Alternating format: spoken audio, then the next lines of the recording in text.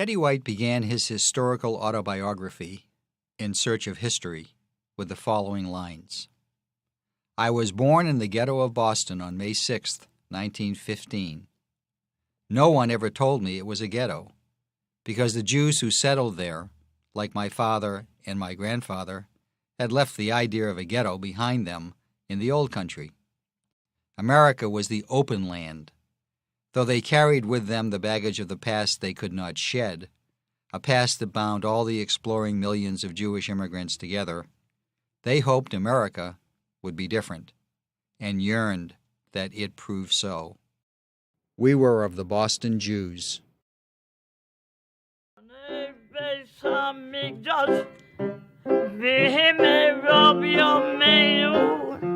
וסין חלקנו ותורתך שיבוני בית המקדש וימי רבי ימינו יהי רצון מלפונך שיבוני בית המקדש וימי רבי ימינו וסין חלקנו. My name is Harold Cohen. I'm Dorothy Panansky. Dickie Rachens. Dorothy Gilman. My name is Aaron Cohen. Faye Klein. Francis Rosenberg. Lillian Miller. Marty Government. Sam Lodgen. We're all members of the Indians. And we have except one. You represent the Delano. My name is Israel Arbeiter. Anna Arbeiter. And in Roxbury, we lived on Devon Street. My name is Steve Robbins. I come from the neighborhood, Almont Apartments, Rural Ave. I was born in Mattapan on Deering Road. I was born in Roxbury. I was born on Whale Street, Dorchester, off of Blue Avenue. I lived in Dorchester. Dorchester. Lived in Mattapan. I'm standing here at Franklin Park with Blue Hill Avenue, with the Franklin Park Theater directly behind me. This point on Blue Hill Avenue is halfway between where the avenue begins in Roxbury and ends in Mattapan. For 60 years, from about 1908 to 1968, 1970, the avenue was the center of the biggest Jewish neighborhood in Boston that at one time numbered almost 80,000 Jews. We go Saturday morning, we line up and go to the show. Double feature, a newsreel, and a cereal. And the ladies went Friday night, they got dishes. Every week was a different dish, a cup and a saucer or a platter, something like that. And he got a whole set of dishes that way. You used to see double features, and we used to see a series like Batman and Superman.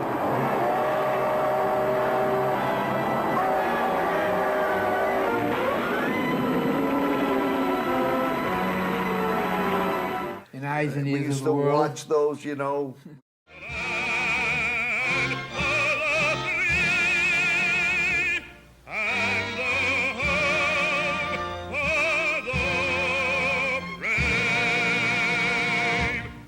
We were in a new world on it. Well, the movies in those days, Billy, I think if you went to the Franklin Park Theater as an example, okay, it was 10 cents to go to the balcony. Yeah. And I think 25 cents for downstairs in the orchestra. Well, I only went in the balcony. Well, but here's what we used to do, because we got one up on you guys. Right. They had just put in air conditioning, and they had the big vents that blew the air from upstairs, downstairs, or vice versa. So we would take 5 or 6 guys, buy 2 tickets for downstairs for 25 cents, and the rest of us would buy 10-cent tickets. Then you would take the 25-cent stub, you'd bring it out, and each guy from upstairs would come either in with the stub or come down the air conditioning chute, one or the other, to sit in the orchestra, right? Or open the exit doors. That's if you didn't want to pay anything. Yeah, well, that's nothing, yeah. Then we had No, I had an issue. I had to go to a different theater quite frequently. The Magnet. Oh, yeah, I did Because too. they gave away free dishes. Right, and Right. my mother was collecting dishes, so. And now they're a collector's item. And- Yeah. and- And then and, there was the Oriental Theater, we used Yeah, to look up, and see the stars they and had stuff. like the sky moving and stars shining through. It was, which is now an electric company, Capital Electric. And there was a Morton Street Theater too, wasn't There was the Sure, Morton Street yeah. Theater. Yeah, Right. Morton. I spent my first 42 years living in Dorchester and Mattapan, but I grew up in a community. I think of the term Jewish ghetto, not in the connotation that you would think of, with the World War II, the ghettos in Poland, but in the sense that it was a community where most of the people, in fact, when I went to high school, there was only one non-Jewish person in my class. I'll never forget, his name was Charlie McCarthy. So you lived in a basically ethnic Jewish community, family-oriented, with friends all around you.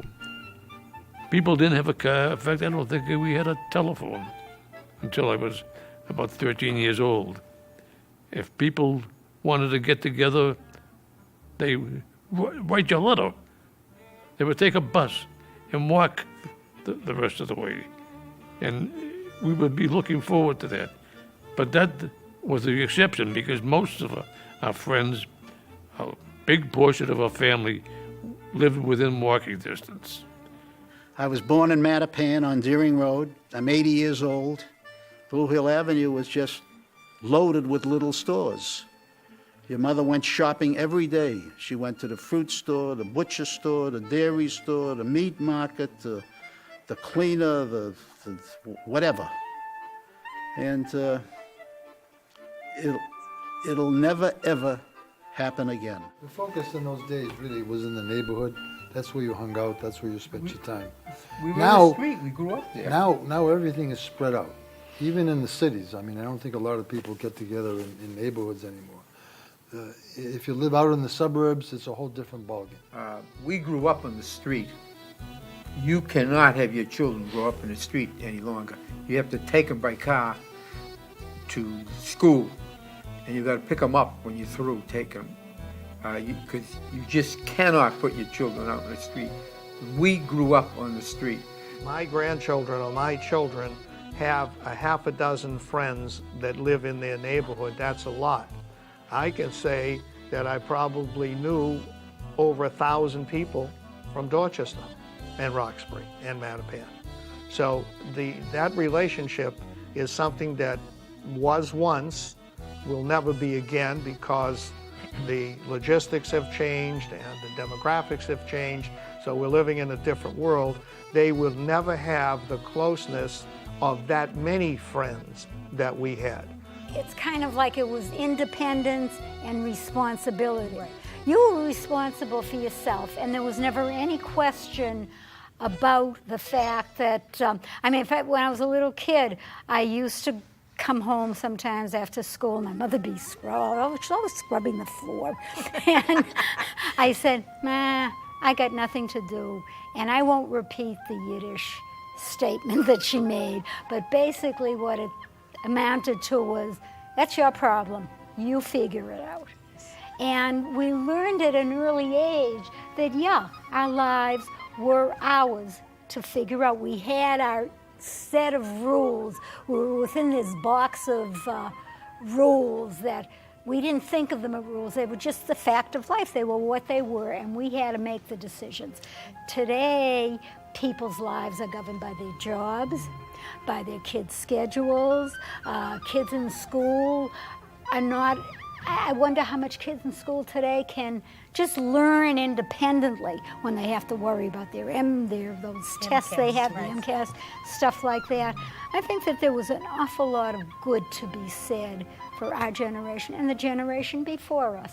And our parents never felt responsible for providing us with entertainment. We were responsible for entertaining ourselves. I see my children and my grandchildren and the way that they go in their calendar and they schedule their activities and they're responsible to get them there, to pick them up, to be the mother, to do this. And our parents never felt that they needed to do that for us. And it wasn't that we didn't participate in those activities, it was that we took care of the arrangements ourselves. The original Jews that came from Poland and Russia literally came with not much more than the clothes on their backs. They were lucky if they had relatives or friends of relatives living here who could give them a hand. If they weren't lucky, then they had to start, literally, from scratch. The peddlers were so much a part of our life. There was even a peddler that came around to our house and collected soup bones that my mother had originally bought at the butcher shop. And he would collect these bones and count them up and then give her a piece of soap in exchange for the bones. And that was soap that they used for doing laundry. There was a peddler there was a coal man that came into the house every 2 or 3 weeks. There was an egg man. There was a vegetable vendor that came around with a horse and wagon. There was an ice man, and we would put little signs in the window indicating how much money we wanted to spend for ice. And he would come up with that piece of ice in his back and put it in our ice box. It wasn't a refrigerator, but ice box. They even had people who would sell bolts of fabric. And every woman who, when she got married, would get a sewing machine for when she got married to sew up clothes. And he would come around and she'd buy fabric off the wagon. My father was originally a peddler for a short time, and then he became a painter. And then he found out around 1910, that you could buy a house at the bank and not have very much money. So he bought a 3-decker back in Roxbury, which was not too far from Dudley Street Station or the beginning of Blue Hill Avenue. And the folks settled in there, and I was born there. And we lived on the top floor. The bathroom was out in the hall. There was a black stove in the kitchen. Kerosene and some kind of heaters in the rooms, the bedrooms. But we did very well. Well, it was Irish neighborhood, and there were 6 Jewish families in there. It was Dearborn Square, and it was the headquarters area of Jim Curley, and he's a patron saint of the area. So one of our neighbors had a daughter who wanted to become a nurse, and so they went to Jim Curley, and he got a job. He got an education as a nurse at the city hospital. I'm Dorothy Panansky. Almost 92 years ago, I was born in Roxbury on Harrelshoff Street, and I come from a family of 7 children. My grandparents were born in this country. My parents were born in this country, and we all came from Roxbury. And then we migrated to Dorchester. And my grandmother had 13 children, and she lost her husband at a very early age. So she had to make a living. And I don't know if you remember the old Niagara Theater. She played the organ there for the silent movies. And that's how she supported her family. Oh, I grew up in a family of 7 children. And it was kind of tough. My mother had 5 girls and 2 boys. And, she took care of all of us. And we had one bathroom with 9 people rather. And you had to almost take a number. So we used to have the big black sinks in the kitchen. You don't know these things. And my mother would have everybody's toothbrush lined up, so you had to take your turn and go, and then it was your turn to go into the bathroom. And when you wanted to take a bath, they had the big boiler that you had to light the gas under. And when it got this high, my mother said, "Okay, it's your turn, go in." She used to sing professionally, weddings, bar mitzvahs, things like that. Mayor Curley was always running for mayor, and my mother was one of his favorites, and she was always in the back of the truck singing at all the rallies. And you didn't have a radio then. You had the little earphone things, and my father we had 2 sets of earphones, and he separated them, and everybody took a turn to hear my mother sing. One time she was on radio. Her maiden name was Clark, Rachel Clark. Yeah. She never got paid. She did it. She liked to do it. And she liked to get out of the house and away from the kids. So it was an outlet for her. Oh, she sang, she had a beautiful voice. At weddings, she used to sing, "Oh, Promise Me," and all. And then she sang the popular songs, too.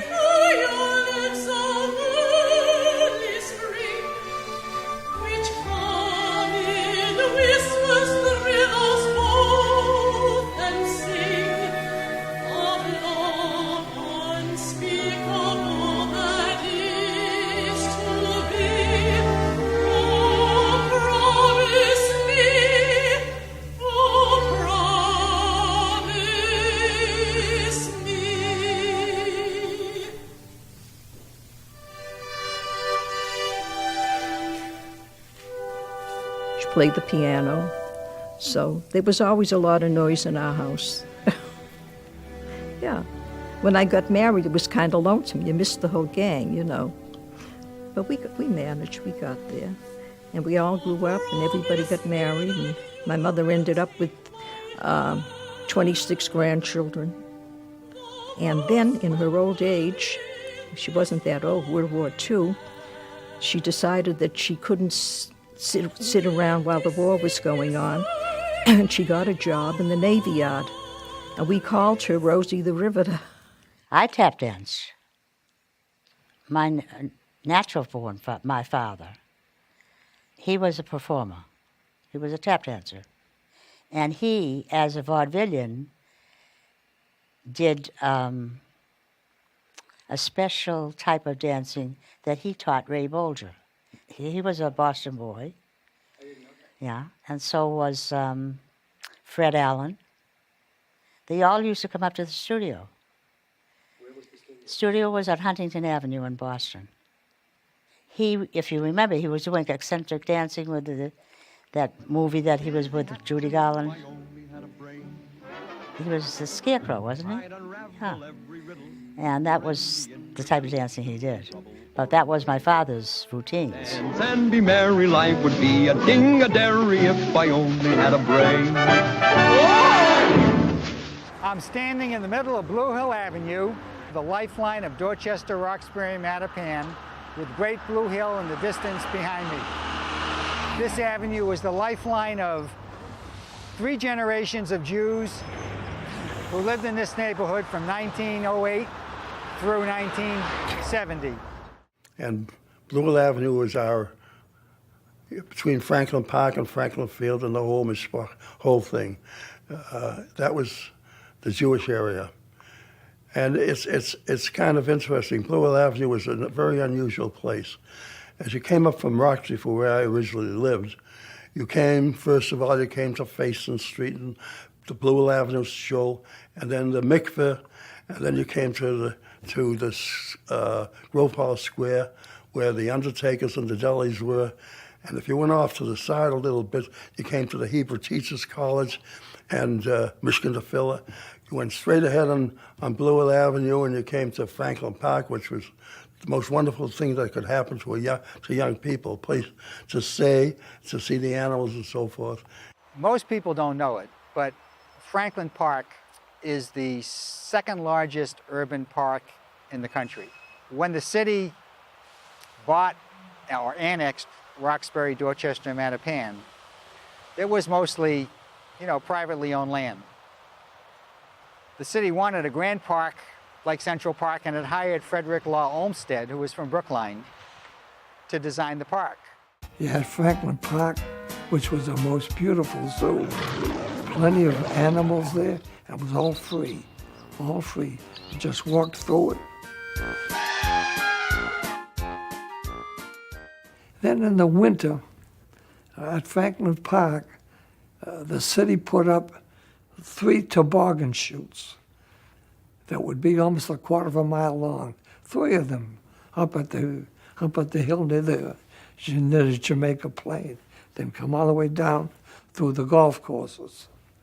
And it's just beautiful to watch. The fields were all flooded. the various playgrounds. They would flood them, and that one thing good about Boston, that would be due to Mayor Curley. He made sure that we had water bubblers all up and down in strategic places. During the winter, we were lucky that we were in close proximity to Franklin Park, which was a resort area of the time. That's right, yeah. I mean, in the winters, you get lots of snow, and you'd get your wooden skis. Yeah. In those days, they were wooden, and whatever you had, and they actually had hills, and you could ski down these slopes, and they would also flood some of the areas if you're lucky enough to borrow or find skates. And you could skate, and you could. They actually had, I think, a toboggan slide. They had a toboggan. Yeah, they did. Yeah. And they had a toboggan slide that would run down, and so there was a little bit of entertainment during the winter, but not a lot. You had to create it yourself most of the time. The ski was one ski, and it was tied on with a rope. And then there was That was actually a it. place in Franklin Park that you could rent toboggans. Yes. Right. Yeah. You're For right. small money. Yeah. And you could, It because was- nobody had a toboggan, and then 3 or 4 guys would get on this Right. toboggan. Do you remember what and they probably hit the first tree that you came to. Or in Gins's case, he'd go to hit the first person he could come to. That's right. Unfortunately. Do you remember what they called the hill where the toboggan run was? No. Schoolmaster's Hill. That's Schoolmaster's right. Hill. That's right, also. Well, Very whatever. good. The first generation, the Fiddler on the Roof generation, probably thought of themselves more in terms of European Jews. They spoke Yiddish at home primarily. The second generation, their children, thought of themselves as Jewish Americans, and they also probably understood and spoke Yiddish. By the third generation, when we're reaching the 1950s and the 1960s, those children thought of Yiddish as something quaint, something they maybe picked up a word here and there of, but by that time, they were American Jews. I spoke Yiddish. My folks spoke Yiddish for the first few years, and then they went over to Russian because we could understand, but they wanted to talk privately, so they would speak Russian. But I spoke Yiddish originally, and I still know a few words. I really enjoy the language very much. Mama, bin ich verliebt. Oi, Mama, bin ich verliebt. A kleine Engel, Mama, getreue, liegt mir noch im Sinn. There was a Yiddish theater, and originally it ultimately came to Franklin Park Theater, but originally around 1918 or 19 or 17 actually, there was a Jewish theater down in Boston at the old Boston Opera House, which is on Washington Street near Dover Street. And we would go there by streetcar. We didn't have a car for years. And at nighttime. And my mother always took some refreshments because there were 3-act plays. Gefährlich krank bin ich gewesen mit 2 Monaten früher. Gesehen hab ich der Malchamu, wer steht in Wart auf mir. Jiddisch redt sich, ach so gring. Jiddisch legt sich, Freuden zwingt. And we'd get hungry, and there was no popcorn, so she would give us a little bit of food in between the acts. And the people used to see friends and relatives there, and it was a very wonderful medium. And Molly Pickin was the actress in many of the movies, and we enjoyed it very much. A bissl Sinn, a bissl Regen, a ruhig aus dem Kopf zu legen, a wir sind, können glücklich sein. A Schich, a Sock, a Kleid und Lattes, ein Kästchen, a 3-4 Lottes, a wir sind, können glücklich sein. Tinkel, tinkel, wie a Keiler, als man ist verliebt, kriegt man linken Zeiler. Oi, gewalt, de Galle. A bigger sind, können glücklich sein. When the Pilgrims first arrived on the Mayflower, they were fleeing oppression in Britain, looking for a place where they could find freedom and prosperity. They found it and they built it. And by mid-19th century, they had built a city with everything that anybody could ever want. At that point, mid-19th century, they were followed into Boston by thousands and thousands of Irish fleeing British oppression and the potato famine. At that point, this neighborhood, which was predominantly rural, almost agricultural, really became part of the city of Boston. But right after the Civil War, there was a tremendous demand for housing. And about the same time, electricity became commercialized. So they were able to build a trolley, the Boston Trolley Company, and run the trolley right down the middle of the avenue, so that there was a connection between the furthest part of Boston now, Mattapan, to the south, and downtown Boston itself. Well, the public transportation was absolutely phenomenal. You could be up in on Blue Avenue, for instance. You could be up at Franklin Park, and you would look down on the trolley line, and you'd see at intervals the trolleys coming up. In other words, they were coming out very frequently, especially during the rush hours, to pick up the people going to the work. And it would go from Blue Avenue to Eggleston Square. Then you go upstairs, and at that time, when I remember, it was called a Boston Elevated. And there again, you had 5 or 6 car trains, and on one of them, either the forward car or the rear car would be a smoking car. There was great transportation from Eggleston Square to Mattapan Square. They had a trolley, and from Eggleston Square to Ashmont Station, they had a trolley. Of course, it cost a whole nickel to get in the trolley. So they had this big container holding the rope going up to the electricity on the trolley line. And they had a platform that went out from under the trolley to cook the trolleys together. So I would conveniently ride the back of the trolley, and of course the conductor would stop the trolley and yell at us, and we'd run away and then get back on when he got aboard the trolley, but saved a whole nickel, which was a lot of money at that time. We were streetwise growing up in Dorchester. We had to fend for ourselves and take care of yourself, and I found that that was great, because in the Navy, even as a cadet, I was competing with college graduates and people with 2 years or 3 years of college, and I was just a high school kid. But I think I had the street smarts, and sometimes I wonder if, of course, thank goodness our kids don't have to go through all of that. The Hecht House is on the other side of Franklin Park from the YMHA, and it was one of the other important philanthropic institutions in the new Jewish neighborhood at the turn of the century.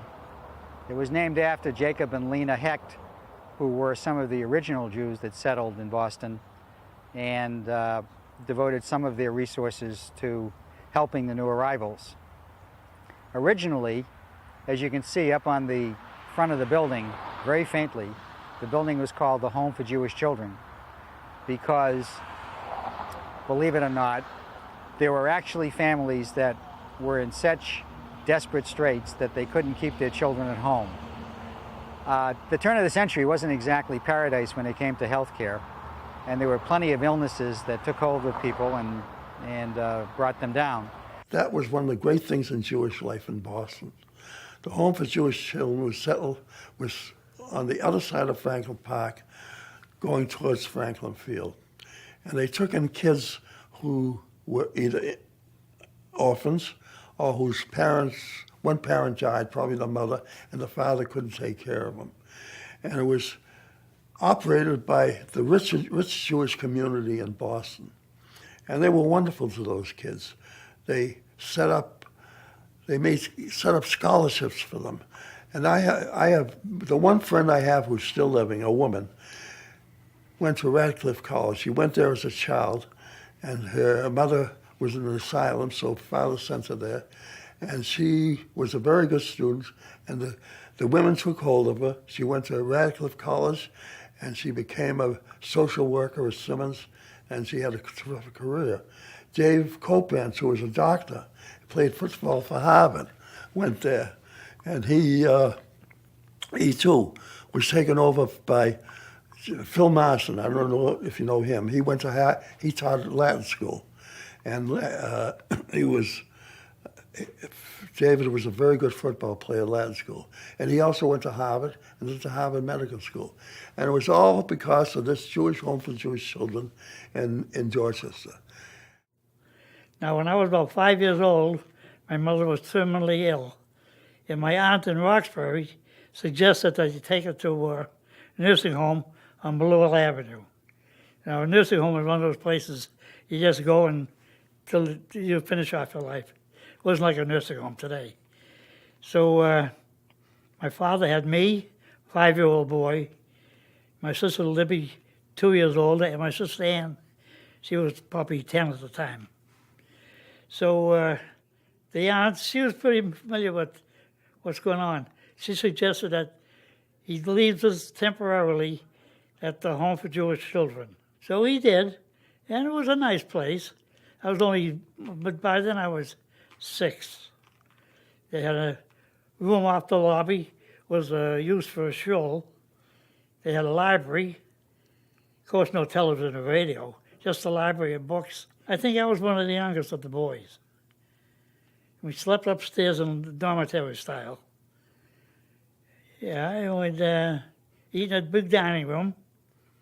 It was strictly kosher. They gave us, not yarmulkes, but little sailor hats, the little round white ones.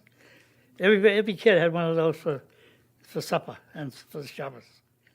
They actually didn't own anything. It was a communal closet.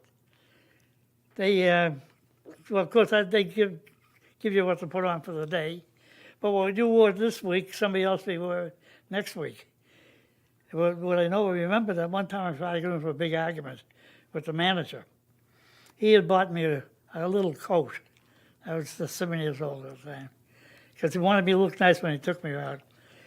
Bought me the coat, and the next week he came to take me out. Where's the coat? A different kid was wearing a coat. My father raised hell. And when I was 7, my mother passed away. And of course, we stayed there because he couldn't handle the 3 of us. This was nice, it was clean. I grew up there, well, I was 4 years. Had a lot of friends there. And my 2 sisters, of course, they were older. By then, they were teenage girls. So they made friends a lot better than I did. And even after years later, after we got out, she still referred to the place as the home, and she socialized with these girls that she met there. They had a camp in Maine, a summer camp, Camp Emo. His home spelled backwards. Each summer, they sent us up to Maine to Camp Emo. That's where I learned how to swim. The second year there, they gave me a prize for being the best swimmer in my age group. So that was pretty good. My father would come every Sunday, take us out for a ride. Now here's something you probably don't know. He had a car, a Willys Overland Touring Sedan. You ever hear of that? It was a big car with a canvas roof. Now this is 1927, 28, 29. We'd visit relatives. He'd take us up to Revere Beach was popular then, with amusements and all. We get along pretty good at the home. We always refer to it as the home. Even now when I talk to my sisters, it's the home. I'm standing in the middle of the Mattapan section of Blue Hill Avenue, starting at Morton Street and running through to Mattapan Square. Behind me, running down to Mattapan Square, is the spire of St. Angela's Church and the square itself, and then Great Blue Hill. Because in that area the population in 6 or 7 square block is huge. There was so many people in 5 streets and 6 streets. You take that area from Morton Street all the way down to Franklin Field, then up to Almont Street, the population was terrific. There was always people. You'd walk out there, you could go anywhere, anytime at night. The doors weren't locked. It was just a totally different type of living. And people were out. People were out at night. You went shopping, you went to the butcher store, you had your dinner at the deli, and then you did your shopping. So at night was very, very active in the neighborhood. All the stores were open. All the butcher stores, the drug stores, the dentist. You wanted to go to the doctor, you could go there. You wanted to go to the movies, you'd go there. You want to get your dishes, you go to the movies. That type of thing. So it was always activity compared. The suburbs doesn't have it. For example, today, we don't have that type of population to maintain that. People are always on the go today. They don't have time. They're always moving. They're going to work, they're rushing here, they're rushing there. They don't have time to relax.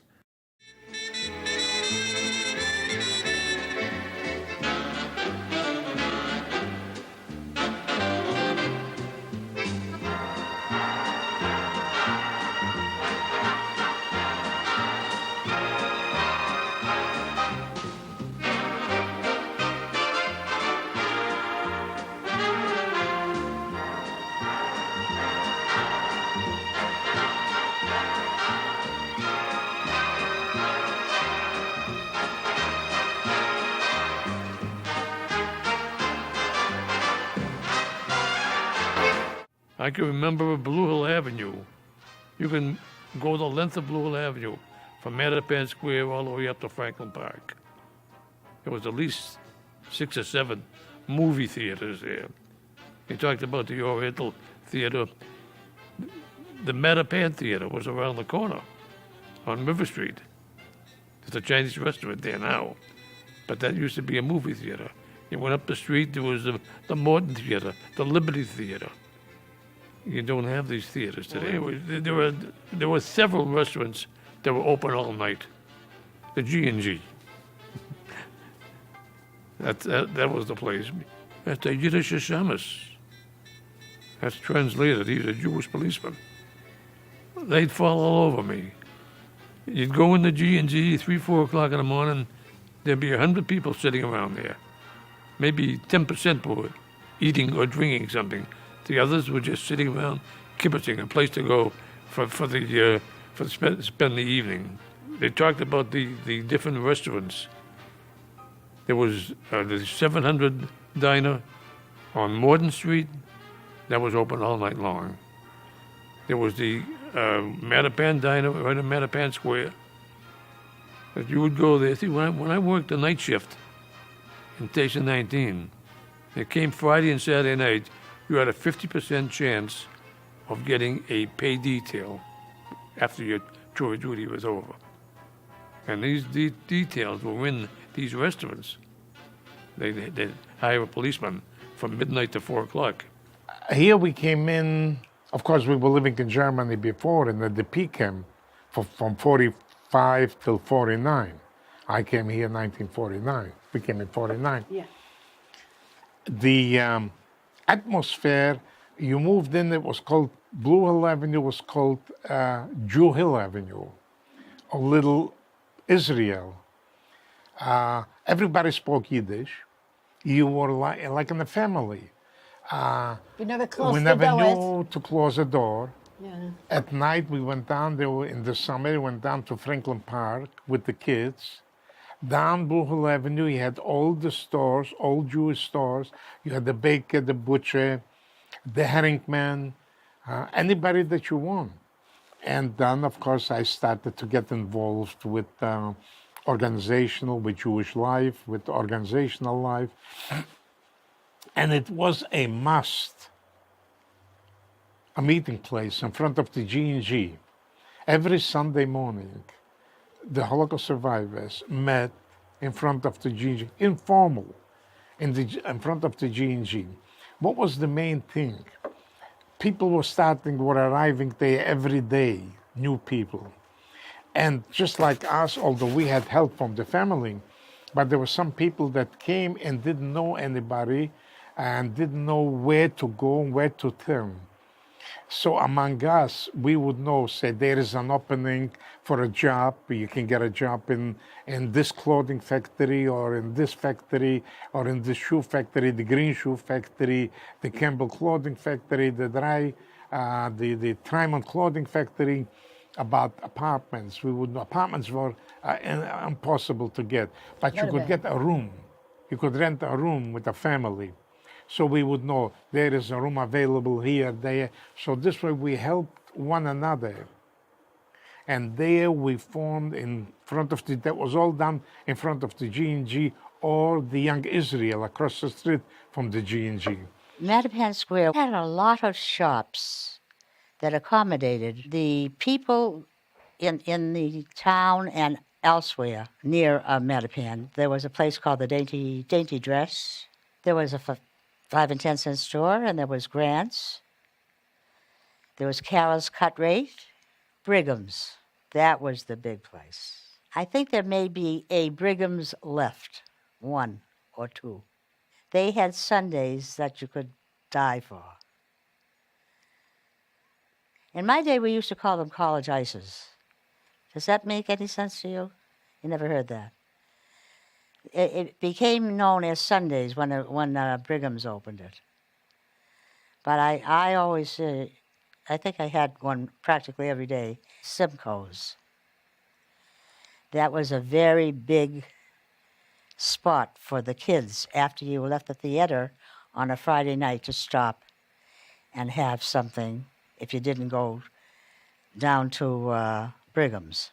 Simcoe's had what they called the foot-long hot dog. There was a hot dog right over the facility. In his time, this gentleman that opened this place, Harry Sinberg, he came to this country and carried a ice cream pack on his back, and then developed this Simcoe stand before there were anything like that. They had white ducks, and they'd come to the car, and they never had anything like that then, anywhere else. So it was he that had really had all these ideas that developed into great big things later. One of those boys in the white uniforms selling ice cream for Harry Simberg was Bill Rosenberg, who went on later to found Dunkin' Donuts. In his autobiography, Time to Make the Donuts, Bill had this to say of Harry, the ice cream peddler. Without question, he was a great entrepreneur. In fact, I often thought, this is the way to be an entrepreneur, like Harry Simberg. The word prime, it brought back a tremendous memory to me. And that was the Prime Kosher Market, which was a precursor of what the supermarkets are today. The Prime Kosher Market opened up on Blue Hill Avenue, I would say in the beginning of the 30s. It had a group of concessionaires in there. And what it had was something that you didn't have to travel from store to store, which Blue Hill Avenue had a plethora of. I mean, there wasn't a vacant store on Blue Hill Avenue at that particular time. I'm going back to the 30s and 40s, 50s, even the 50s, and maybe the beginning of the 60s, prior to its being run down, more or less. What you had on Blue Hill Avenue, especially in that Prime Kosher Market, was a conglomerate of all the kosher stores in the area. It had a little bit of a grocery store, a little bit of meat, a little bit of fish. You had all these stores congregated in one area so that a person didn't have to run from store to store, which made sense in those days because nobody had a car. They couldn't afford it. My mother was a widow early, and she was independent. She was also an immigrant who had almost no education. She barely could read and write. But she was very good with figures. We would go to the Prime Market. Yes. And the Prime Market was Good the piece of first fish. market. Well, no, there was also a fishmonger with a fruit store, combination. I thought that was even then I thought that was an odd combination, fish and fruit. But there That was, I think, a forerunner to today's supermarkets. Right. You Well, the had Prime different- Market had sections, and if you remember what was there was the pickle barrel. Oh, There yeah. was the chocolate mushroom container, chocolate marshmallow cookie container, which I loved. And I don't know how my mother managed. She never made, I can tell you because I filled out all her pay slips, more than $70 a week and only worked whatever, 40 weeks a year because of seasonal work, and did not have a lot of money stashed away somewhere. She didn't. But we never had to worry about what we had to eat. She would buy steaks and lamb chops.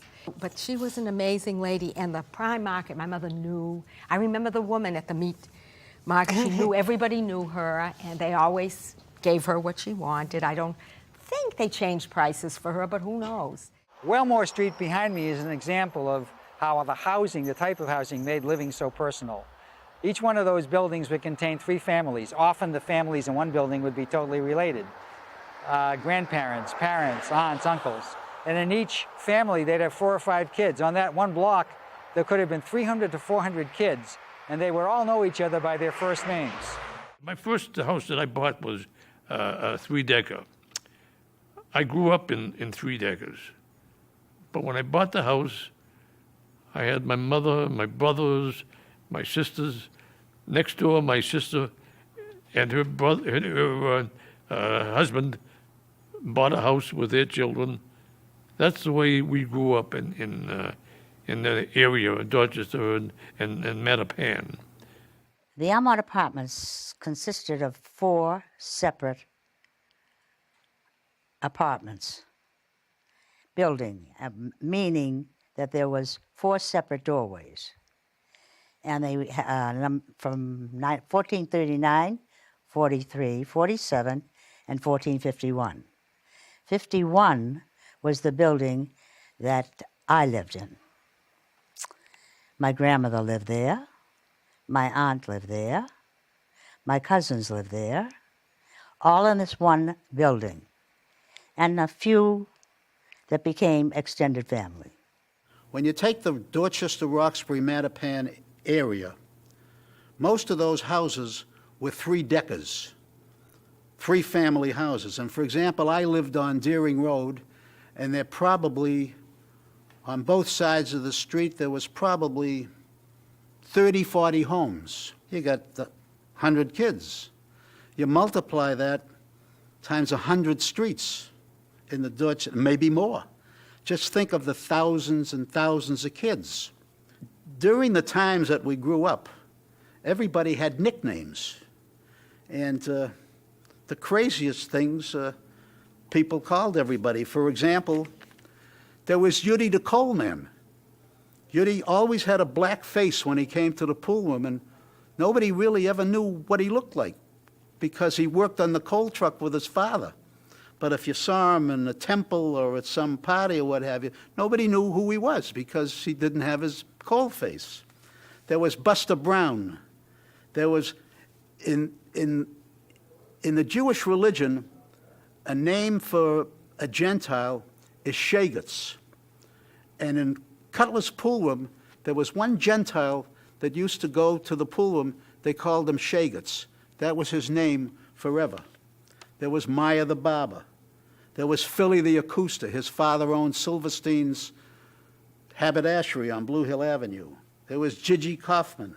There was Sappo the owl. It was a great area, living in a, Roxbury, Dorchester area. There was the Oxman.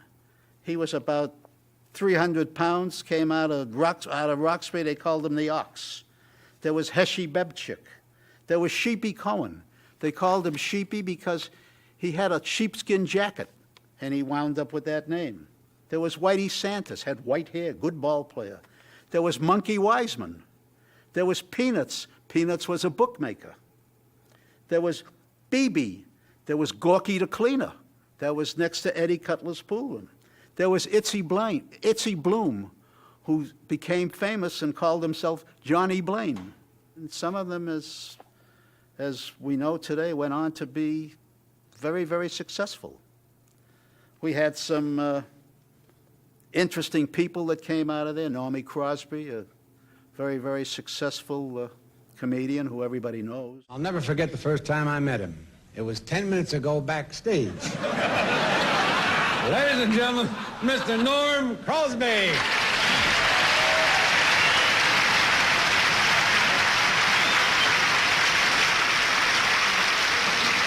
Thank you very much. I'm glad you mentioned that, Dean, because it has been a long time, and there have been a lot of shows, and I think that we're friends, and we have a pretty good rapport with each other. I cannot see why you and Gregarious, the executive procurer, I do not understand how you selected a man like Kirk Douglas to roast. I really mean that, because this is not a man to be exercised and regaled with frivolity. Kirk Douglas is a... The Ames brothers, they came out of there. Money, maybe we're ranking in the party, but we'll travel along, singing a song, side by side. We don't know what's coming tomorrow. Maybe it's trouble and sorrow, but we'll travel the road, sharing our load, side by side. When they all have it trouble and party, we'll be the same as we started, just traveling along, singing a song, side by side. There was Leonard Lemoy that came out of there. Yes, there's a lot of Judaism, there was a lot of Jewishness in Star Trek, and I felt very much at home with because of that. I thought, I've died and gone to heaven. How much better an acting job could I find for myself than this? And on top of all of that, to be cast in this alienated character. I grew up in Boston, a very Catholic city. I grew up thinking that I was the other. When I was a kid, I remember my parents and friends talking about the fact, I must have been 6 or 7 or 8 years old when I first heard it. I couldn't understand what they were talking about. They said, a Catholic will never be elected president of the United States. I thought, except for us few Jews, the whole world was Catholic. And then came the day, late in the first season, when we're going to Vulcan for the first time in one of our stories.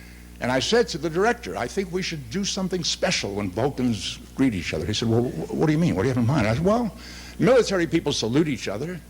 Humans shake hands when they meet. Asian people bow to each other. What do Vulcans do? And he said, well, what do you want to do? I reached down into my bag of secret weapons, and I reached into my Judaism. I remember when I was a kid, probably 7 or 8 years old, I'd go to shul with my parents on the high holidays. I'd sit with my father and my grandfather and my brother. And as we all know, the image of the essence of God is so powerful a sight that a human could not survive if you saw it. So you don't look. To save your life, you don't look. But I peeked. And I survived. And I saw these guys doing this with their hands. Wow, I had no idea why they were doing that. And I think I've heard a lot of explanations for that. I think the simplest is that this is the shape of the letter Shin, which is the first letter in the word Shaddai. So they're using the symbol of the Almighty's name when they bless the congregation. When I saw them do that, I was entranced by it. I thought, I don't know why, I just felt compelled to learn how to do that. And I did. I worked at it. Diligent practice and self-denial. I mean, I worked at it until I could do it any place, anytime, both hands. I even started practicing this and this and yeah. Streets like this were typical. All the streets off the avenue, to the left and to the right, had this kind of housing. The density of population was tremendous. Imagine 77,000 Jews living in this one small area. We had a meeting place, and the meeting place was okay. down the street Can we from go Ronnie's now? house. Yeah. At Eddie's Delicatessen at the corner of Glenway and Harlem. Ronnie lived on Harlem Street, and he walked 2 doors down, and he was at the Delicatessen, and I lived on the next street over, and Yes lived, but we all lived, within a few minutes of it. And that's when we got challenged, probably by the Delanos, to have a football game. We said, gee, we ought to form a club. Late August of 1945. And it was formed basically as an athletic club, and the name of the club originally was the Indians Athletic Association. Later to be changed to social and so forth and so on. But originally it was for athletics because in those days there was no formal clubs or training at that time. So that you played street ball or you played at a field, and it was all pickup. So when we started the club, it was to promote our athletic activity. We had practically nothing in the way of uniforms or equipment, but other groups from 2 or 3 or 5 streets over were forming clubs at the same time for exactly the same purpose. But those kids, they played games. They played baseball against the stairs. The three-deckers, they had 3 concrete stairs, and you would throw the ball against the stairs and play a baseball game. They had electric wires on the street. You would play ball over the wire. 2 kids would be in one end and 2 kids would be in the other end. You try to throw the ball as high as you could over the wire, and the kids would try to catch it. If you dropped the ball, you lost the point. There was softball, baseball, hockey, every sport that you could possibly imagine the kids indulge in. There were no cars to take them to the suburbs or to the schools or what have you. We just hung around after school.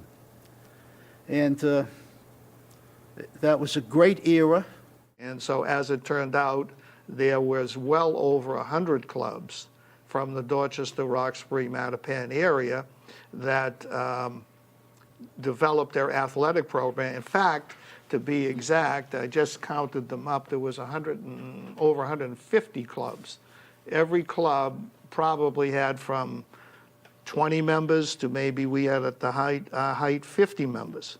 I'm talking about boys and girls. Boys and girls. Yeah, there were girls' clubs Yeah, as well. yeah. I don't think they formed for athletic purposes. Yeah. Yes, they did. They formed for One thing I was thinking about was that people haven't mentioned the clubs that we all Oh, I belong have to. pictures of the Vendays. I was in the Vendays. Laurinors. I don't know if any of you were. I have but pictures. We had the first club. The clubs were very Women. important at that Yes, time. the Hectors. Yes. Yes. Yes. The co-eds, the Vendays, the Enrolls. Can I figure out anything about the Nacarimas? What who is it never heard- backwards? What is it backwards? Nacarima. Can anybody? Sacra. Oh, we thought we were so clever. We thought we were so smart. How about if we call ourselves the Nacarimas? That's America spelled backwards. Why we were the Vendays Oh, is French the with an Vendays accent was aigu. French. Oh, yeah. We and didn't we have a reversible club Yes. jacket? Well, yes, we did. Everybody had Jackets. jackets. Everybody had jackets. The Laurinors was purple and gold, I think. Ours was And red corduroy. Yeah, corduroy. Yes. Leather was. Yeah. And people were very proud to wear them. yes. The Did purpose of stuff the like clubs that. was just to have fun. Just social. We And did we not just play met social. This is the legendary YMHA building behind me, the Jewish Community Center of the neighborhood at the corner of Seaver Street and Humboldt Avenue. This is the place where all the boys and girls who belonged to all their neighborhood clubs would come to meet. It was the place they could play basketball or bowl. We had to organize somewhat, a little bit, and we kind of, before they threw us out, we've kind of organized to the point where we know we needed leadership. So there were other public organizations that opened their doors, and one was the YMHA, or at the corner of Seaver Street, corner in Roxbury, Seaver and Humboldt. And Humboldt Avenue, right? That opened their doors and offered not only meeting room, but they offered advice. They had advisors who were not much older than us, but they were advisors that were supposed to lead us in the right direction. They gave us a leader. The YMHA was set to handle clubs. I mean, there were an immense amount of rooms, individual classrooms that took people like us in and had an advisor, staff, somebody who could tell us how to run a meeting and what to do. I'll tell you that when they had a basketball court, and probably the first one we ever saw. So when we got on it, we started to play football. The guys that played against us had a problem. Because we didn't know the first thing about I basketball. think maybe out of 20 games, we probably scored a total of about 40 points. Yeah, but we killed 42 other guys. Oh, and then Saturday nights, we used to go to the Y on Seaver Street. Watch the boys play basketball, and afterwards we had a social. They had records, and we used to dance. It was a fun time. It really was. That's where I met my husband. And the place, when they got older and became teenagers, that they would have their Saturday night dances until the crowds became so large that they had to move to a larger place, the Hecht House. And the Depression hit. The federal government set up assistance programs for families with those kinds of problems. So the Hecht House no longer needed to serve that purpose. At that point, it began to be more like the YMHA and provide daycare and recreation programs and social activities for the younger children and the teenagers that lived in the neighborhood. In the 40s and the 50s, the teenage dances on Saturday night were especially memorable to the people that went. There might be 300 or 400 of them showing up, girls and boys, usually in separate groups. Well, let's not forget about the Hecht House. That's true. Yeah. The Hecht House was a social function, the social center of our lives.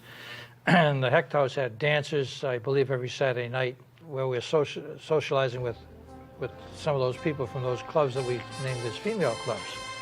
And so as we developed from an athletic organization to a social organization, most of us started to get involved in going to the Hecht House. Well, once again, you went from YMHA, which was on one part of the town, to the Hecht House, which was on the other part of the town, and everything in between, usually walking as indicated through Franklin Park, which you could walk to at those times. So social life started to grow in the Hecht House. You started to meet your opposite sex people, and the life developed, and we started to go dating, and we were going dating with couples, and as opposed to just hanging out with the guys, we were now socializing with other people, couples and large parties. And when we got older, as Joe said, gee, we began to look that there's other things other than sports. There's girls. We had dances.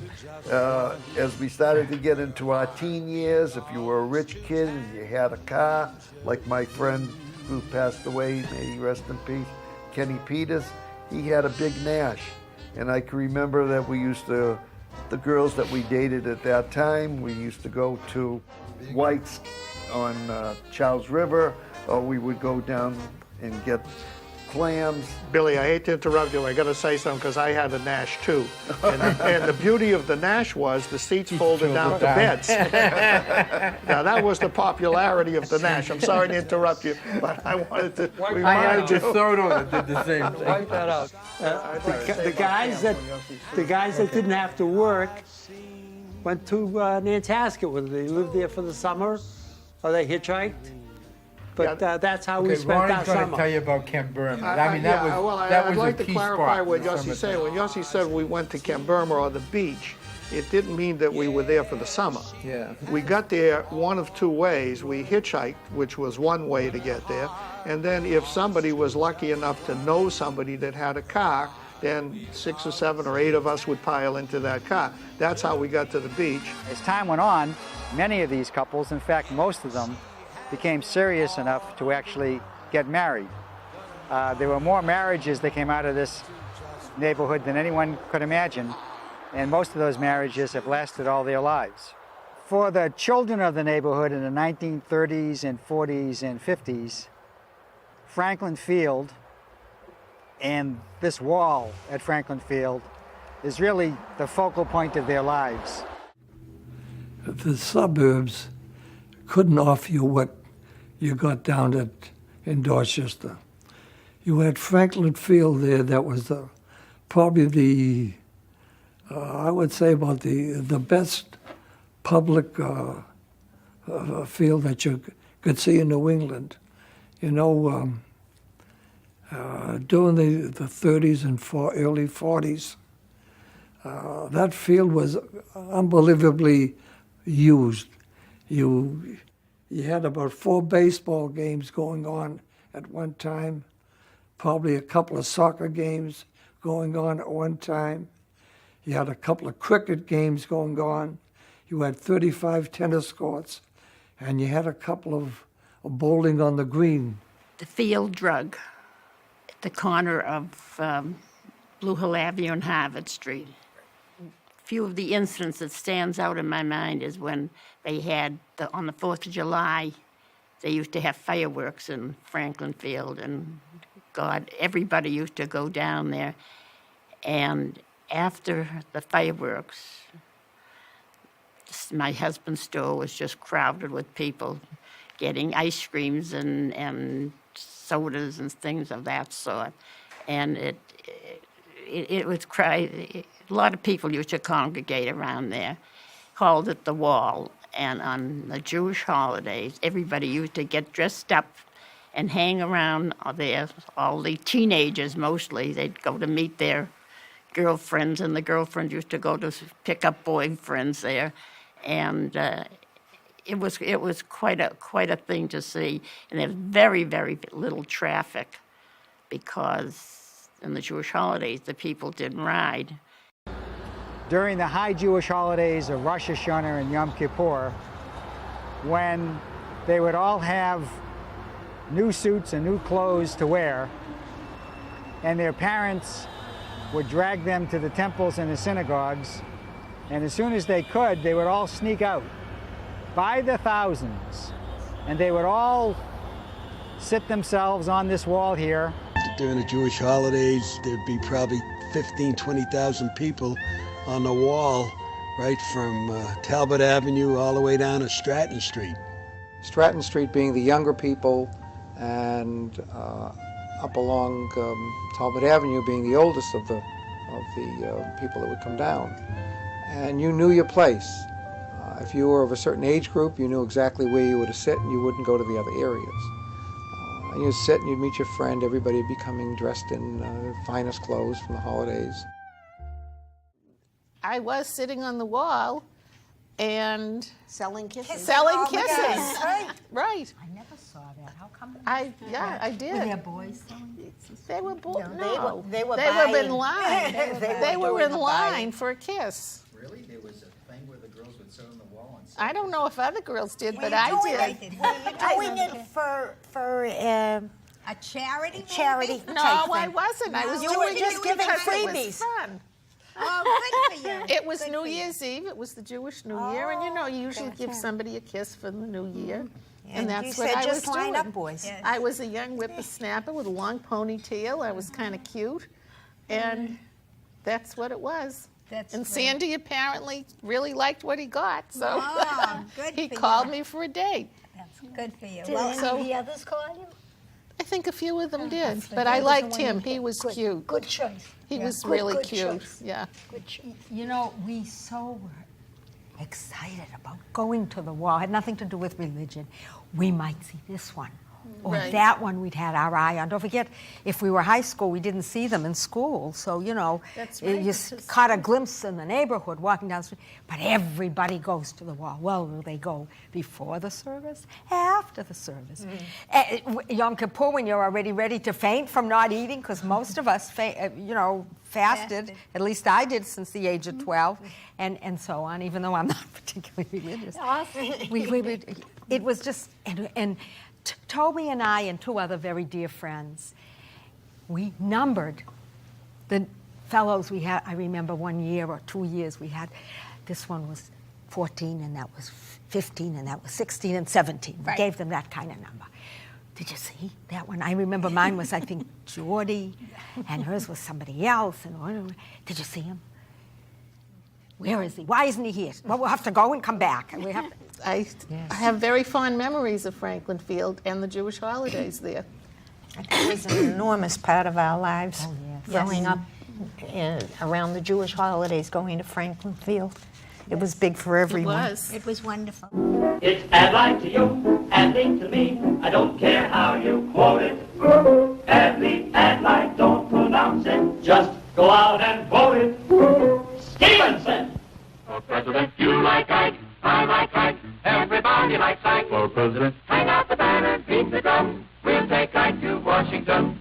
Morton Street was the political center of the neighborhood because of the G&G Deli. There were election eve rallies held in front of the deli, and they closed on the avenue.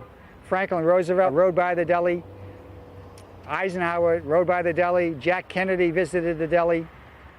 The politicians in Ward 12, 14, they Julius Ansel, Sam Harmon. Oh, I knew them well. In fact, I was in charge of the detail when John F. Kennedy, the night before the election, got up on the podium there, and he gave a little talk, and Julius Ansel got up when he was leaving, and he says, "There goes the next president of the United States." That was a place in front of the G&G where they set up that stand every election, whether it's just a municipal election or for the state election or a national election. There was always, the politicians would be up there with the banners, and there'd be a crowd. Do you ever remember hearing of Julius Ansel? Well, when my father when we moved to Mattapan, and he went to work with his brother, but all his spare time was spent on Blue Hill Avenue in the G&G restaurant. And Julius Ansel used to come there all the time, politicking and so forth. He had his buddies. I guess maybe that was his personality from the store and being friendly and talking. But Julius Ansel used to come, and you could even hear the loudspeaker when he was up on the truck speaking from where I lived on Wilcox Street. Yeah, it was the hotbed of Jewish activity, the G&G. And that's when we formed the New Americans Association. It was called the New American Association of Greater Boston. I started, now our organization was growing. I started being the president of the association, of the American Association, and our membership at that time was about 1,000 strong. And so the politicians in the community got notice of that, and they realized that this is a large voting bloc. You could get elected in the Ward 14, with 1,000 votes.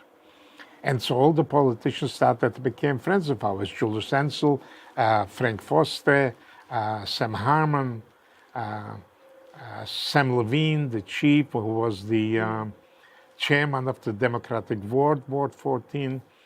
And we were asked to support the Democratic tickets and vote, and they made sure that we are involved in it. And so, as you see, with Ted Kennedy and all the other politicians. And so it was wonderful. It was a great life. Well, I had to earn credits for my salesmanship club. So I went to Mr. Waldman because I used to be a customer there. We always went there for the ice and everything. And I asked him for a job. It was summer. And he said, "Okay, you want to wash the chocolates?" I said, "Sure, I'll do anything you want me to do." I did that. It was interesting, boring, but interesting. And then one day, we hear a lot of confusion. So he came out and he said, "Why don't you go out and see what it is?" It was President Roosevelt in the open car, stopping right in front of the store. Well, by the time I got to the car, there was a mob of people. They saw it before I did. Well, I was able to touch his shoulder as he was waving with somebody else who was with me. I can't remember who. Well, that was so exciting for me. Yeah, it remains such a memory. The G&G in its entirety was a restaurant delicatessen. Of course, it was primarily a delicatessen, but it was a large entity, a very large entity, and they did a tremendous business there. They served, the usual. They were not kosher. This was not a kosher deli. No, there were very few kosher delis in that area. There might have been 2 in the entire area. So there was one in Roxbury. I remember that, Gold's Delicatessen, and there was one in Dorchester also. But the G&G was not a kosher deli. And what you got there were every political individual, whenever they ran for office, would definitely make a stop at the G&G. In addition to the regular politicians that were in the Ward 14 area, like Julie Ansell and Izzy Serlin and Sam Harmon and those other entities, you also had these people that would come. In fact, I will tell you that Roosevelt came to the G&G. Franklin Delano Roosevelt came to the G&G. I'm trying to remember the other one that ran against him. Not Eisenhower. Eisenhower came. Wilkie, that's the guy. Wendell Wilkie. Wendell Wilkie came to the G&G. Came down Blue Hill Avenue with an entourage. Drove down Blue Hill Avenue from Mattapan Square all the way down Blue Hill Avenue and stopped at the G&G. No kidding. Yes, he did. Wendell Wilkie. Thank you so much for that. I had forgotten that name. That was quite an experience. So you had all these people, national figures, would come to the G&G mistakenly thinking, now this is what I have to tell you, mistakenly thinking that this was the political hub of Ward 14, which it wasn't. It had that image, but it wasn't. I was the chairman of the Ward 14 Democratic Committee for 8 years, okay? So I can tell you very truthfully that you had these political hangers-on would come there, and they would give it the image of this place being the hotbed of Ward 14 politics, which it wasn't. So what was the hotbed? The hotbed was... Sam Levine's office at the Yes, you hit it. That was one of them. What you got to understand is Sam Levine was a very, very outgoing individual. And I would use the term outgoing because I don't want to make it too heavily accented. But he had Foster Ferkalow, who was who became governor, a one-term governor, Foster Ferkalow. And he went up to see Foster Ferkalow, and he was supposed to have an appointment with Foster Ferkalow. And Foster Ferkalow told his secretary to hold Sam off, that he couldn't make it. Sam, being a very volatile character who could not wait, went in and kicked the door down. He absolutely went to Foster Ferkalow's office and kicked the door in. Nearly broke his leg, but he kicked the door in. If I could tell you some stories about Sam Levine and John McCormick, how Sam Levine went to Washington with a very dear friend of his, a young lady, to get her a job with the administration. And he woke up John McCormick at 6 o'clock on a Sunday morning. Woke him out of bed and told him to get this gal a job. And John McCormick got her a job. Got her a job with the government on a federal level. Sam passed away when he was 89 years old. I was with him at the city hospital when he died. Yeah. And as far as politics went, Sam was always interested in politics. I understand from the time he was a kid, because this is a good one. When Curley ran against Maurice Tobin, Curley was supposed to be a shoo-in, and Sam Levine was with him very, very heavily, very strongly with Curley. And he went to Curley and said to him very simply this: you're going to have a problem, Governor, because at that time they called him Governor because he had been Governor for one term. And then he went to the can. He says, you're going to have a problem, Governor, because Maurice Tobin is a name that can either be Jewish or Gentile. And Maurice Tobin is selling himself in Ward 14 as being of the Jewish faith. Well, Curley looked at him, what do you mean? I mean, we know he's Irish, and, well, I will tell you that Maurice Tobin beat Curley resoundingly that year. Resoundingly. Because of the fact the simple and unadulterated fact that the people in Ward 14, as I said, was a predominantly Jewish area, voted for what they thought was one of their own, Maurice Tobin, who happened to be 100% Irish Catholic. And Curly nearly cut his throat, and Sam along with it. This sidewalk is representative of the sidewalks that ran up and down the avenue. I can't imagine the neighborhood existing without the sidewalks, because everybody walked everywhere. Very few people had cars unless they were going a very long distance. Then they would take the trolleys. But the sidewalks were really what held the neighborhood together. It was where the adults would come out. It was where the mothers would sit. It was where the kids would play their games. It was where the store owners had all their storefronts. So the sidewalks really represented the community of the neighborhood. Without sidewalks, you really can't have community. It was a neighborhood that was built on family first, extended family second, community third, where people didn't have a lot of money, but it really didn't matter to them. Their values were based on living inside the family, living inside the neighborhood. So the whole area of Dorchester Mattapan became a melting pot. And, you know, as people moved on, they never, ever forget that tradition. It's a part of their life. And to continue on with the remembrance of it is just phenomenal. You were familiar, there was always a gang outside. Everybody was sitting on the steps. You waited to get outside and see the neighbors, and constant people walking by because it was from one end of, they were heading towards Mattapan Square, not that they lingered down there, or heading down Blue Hill Avenue, Dorchester way. And it's such a positive experience to be able to relate the sense of community and camaraderie that existed for everybody. We had a neighbor who watched out for us. She would be across the street and she'd yell at the kids if they did something that she didn't like. And it was a very special environment. I have a feeling, though, if other ethnic groups were polled of this era, the same in the Italian, not maybe in this area, the Italian, the Greek, I think in our black community, too, that existed when we were there was this kind of overseeing, if one family oversaw, especially when maybe both parents worked or a one-parent family. You know, I remember that quite well.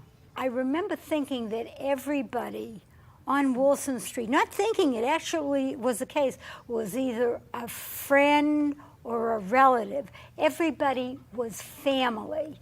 There was this closeness. Your friends weren't, it wasn't a question of coming home like kids do today and saying to their parents, gee, I want to make a play date. You walked someplace, you started to talk to somebody, and before you know it, you were friends. You went outside, you saw somebody, you played with them. We used to play squash. And I remember there were all kinds of different kids on the team all the time because just whoever was there. And I remember as little kids, you know, when our mothers wanted us to come in, they'd get on the porch and they'd yell, you know. And I think of some of the names, you know, because they were a combination of American and Yiddish names. So these sounds, they were all so wonderful. And as far as neighborhood, this went on for a while because I remember after we were married, we lived on the bottom floor of my parents' house. And our oldest son was about 5, and our daughter was about 3. And we would send them on Sunday mornings. We would sit in the front porch, and we would send them down to the drugstore, Smith's Pharmacy, the corner of Wilson and Blue Hill. And I'd call the drugstore, and I'd say, the redhead and his sister are on their way. And when they get there, he'd call me, and he'd say, they're here. And along the way, I knew there was always somebody watching them. You know, sometimes you say, you're living better today. You're driving a car. I got a nice home. 21 years. I wintered down in Florida, but it's not the same as it was when you were a family that lived together.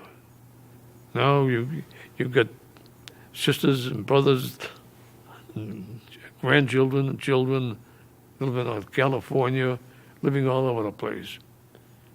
Not like it was in the old days. That's the way I reminisce. I was going to say it's the good old days, but that's a fact.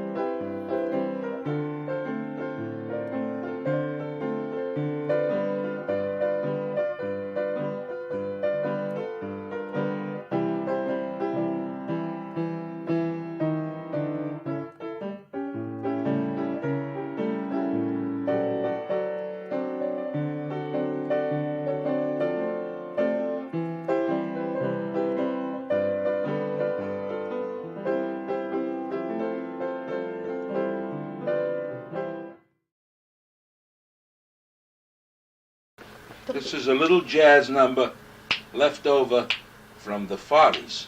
A little swingaroony. Yeah. Wham, rebut, bull, bam. Now, baby, I can sing and I can jam.